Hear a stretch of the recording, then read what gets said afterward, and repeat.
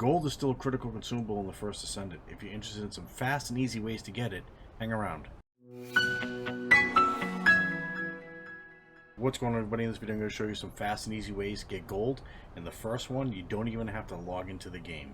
I did a video on this a while back. I'll leave a link in the description below, but it is right in the First Descendant app. So if you do not have that app, I highly recommend downloading it. Once you've downloaded the app and linked your account, down the bottom right, if you go to more, in today's check-in, you will see your daily check-in at 25,000 gold, and then each day after that, under your cumulative check-ins, go up and you get Kuiper in that as well. So make sure you're checking this app every single day. The next way you get some free goals in the events tab. Currently right now, under the First Descendant X Near Automata, if you play the game for 30 minutes, you get 1 million gold. If you go down to the Axion Plains breakthrough, all this is just a login event. You log in every day, you get this reward. If you check out day 22, you get 3 million gold. So at the very least, make sure you're logging into the First Descendant and getting these free rewards. The next area you can grab some gold is in the Axion Plains.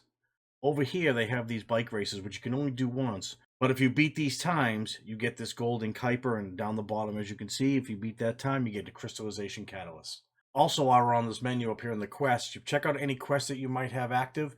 There could be some free gold in any of these quests you do, so you might want to get those done and grab that free gold as well. Back over in Albion, you can go to the Infiltration Operations Terminal. And if you go into Infiltration Operations Hard, you'll see these two areas on your map. You can play these missions called invasions. You can play these twice. If you go in here and you go into your Disrupt Invasion, you can see that the reward is 1.25 million gold. So like I said, you can play each of these missions twice. That's 2.5 million gold. That's 5 million gold. And these missions can be completed in about 10 to 12 minutes.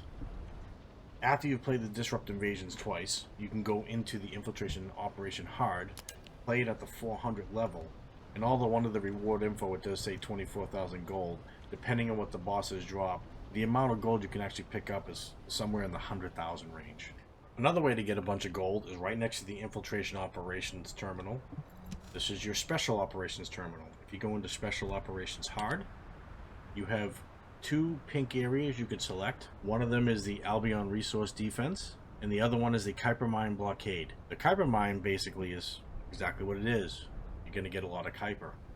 But the Albion Resource Defense, we go into that mission, this will give us up to 100,000 gold on a 20% chance, but it also does drop gold on all the bosses that you kill. So you do end up getting a lot of gold here as well. Another great area to get gold is actually on the Void Erosion Purge. Level 10 being the highest, but it depends on your bosses. Over here in your Attribute Resistance will kind of dictate what Descendant you should be running for these. And you'll get all types of gold depending on the bosses that you defeat. Another area that a lot of people aren't aware of is ETA 0. Now ETA 0 only shows up on the weekends, but if you go in here and you go down to the Exchange Battle Reward,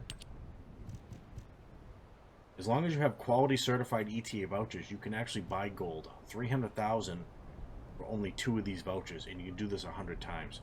If you were to max out the purchase limit on this, that's 30 million gold. There are a few recommended do's and don'ts. For the don'ts, I would not sell any of your materials to Deslin.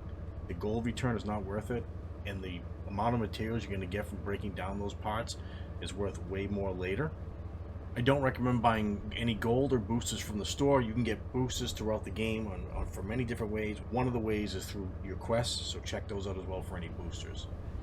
I do have a couple of recommendations I think you should do. The first one is actually in your external components.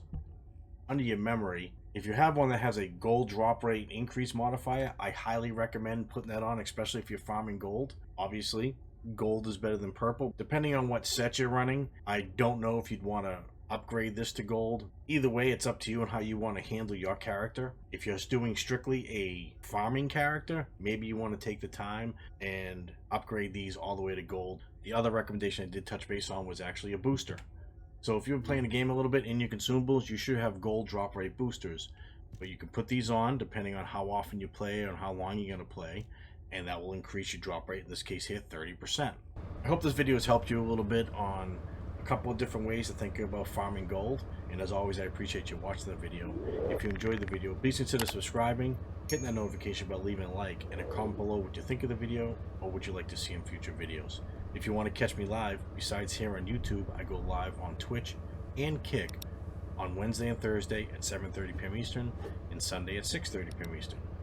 I also have a Discord. There's a link in the description below. You can join that, ask any questions in there, or just hang out in the community. So now I have a question for you all. Have you seen this video on how to farm reactors in Season 3 of the First Descendant?